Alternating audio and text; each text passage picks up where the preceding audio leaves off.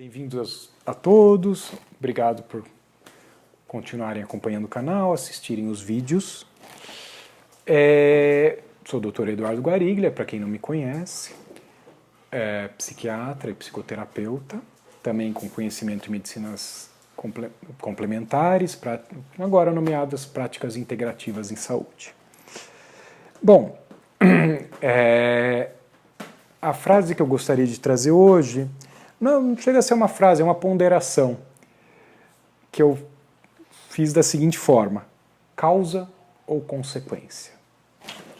É uma frase bem aberta, bem mais aberta do que de costume, embora a maioria delas sejam, para justamente parar para pensar.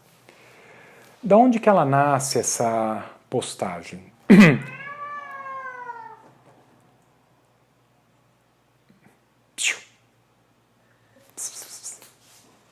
Vai vir o Nino. Ela nasce da observação de que muitas vezes a gente tende a confundir o que é causa, o que é consequência. Como terapeuta, eu aprendi a ver, a tentar ver, né, a tentar diferenciar o que é uma consequência de uma causa anterior e o que é uma causa em si. Porque não é incomum as pessoas chegarem no consultório ou pedirem ajuda, porque aconteceu essa situação e tal, com às vezes 20, 30 anos de idade, 40, falarem, isso aconteceu por causa disso, foi aqui, eu tive uma desilusão amorosa ou financeira, ou uma amizade, enfim, e colocarem aquilo como a causa. E muitas vezes não é consequência. Como eu já falei num vídeo anterior, que somos produtos da nossa própria história, essa postagem tem a ver com isso, esse pensamento tem a ver com isso. A maior parte das situações que a gente vive, a partir de um dado momento na vida, elas tendem a ser repetições ou reproduções, ou conduções de nosso inconsciente para repetições de situações anteriores, que em geral nascem na nossa relação com os nossos pais, que aí sim é onde se localizam as causas. Por exemplo, que não é pouco comum, por isso esse exemplo é o primeiro que me vem à mente, as pessoas estão num relacionamento e falam, mas aquela pessoa me magoou profundamente, foi depois daquilo, e coloca aquilo como causa.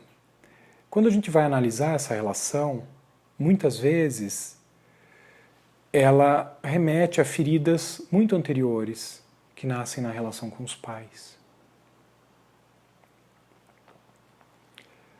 E também, se a gente parar para analisar, um indivíduo adulto, maduro, pleno, no exercício aí da sua vida, como que pode alguém que entra na vida, e às vezes estamos falando de relações de 1, 2, 3 meses, né, muito breves, como que pode alguém que existe na vida de uma outra pessoa há tão pouco tempo ter um impacto tão profundo, tão devastador muitas vezes, e às vezes é muito devastador, na vida de uma pessoa, sem ter o peso correspondente a isso?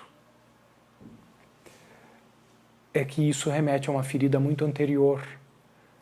Na época que a pessoa tinha muito menos condições de lidar com questões, e o peso das relações era muito maior. Ou seja, estou falando da relação de uma criança com seus pais, e que muitas vezes perdurou por muitos anos. E aí sim tem um efeito muito grande, muito amplo. E no fim das contas, aquela relação de 20, 30 anos depois, né, que ela fez o que? Ela reabriu aquela ferida. Ou seja, ela não é causa, ela é consequência. Ela é uma repetição. Ela é consequência de algo que aconteceu no passado.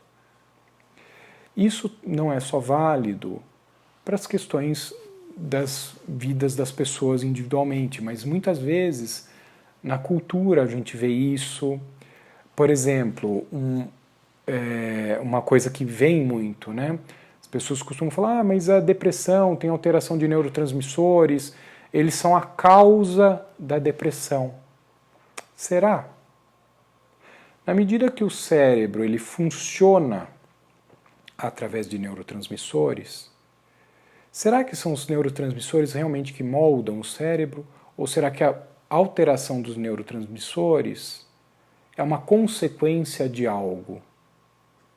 Não estou falando que antidepressivos não funcionem, que os neurotransmissores não tenham importância, mas que talvez seja necessário trabalhar num outro lugar para mudar aquela conjuntura de neurotransmissores. A psicoterapia, obviamente, entraria aí, né? A forma como eu vejo, a forma como eu trabalho. Então é muito importante diferenciar causa e consequência. Poderia dar vários outros exemplos, mesmo da psicoterapia, né, de clientes que eu acompanho, de histórias que eu acompanho, onde muitas vezes há uma mistura, e é importante para que a pessoa se aproprie e veja o quanto ela está sendo consequência da própria vida e não causa da própria vida. Isso remete diretamente ao vídeo recente, daquele que eu falo que somos produtos da nossa própria história. Ou seja, a ideia é que paremos de ser consequência da nossa história e passemos a ser causa da nossa história. Que é aquela analogia que eu fiz com o livro.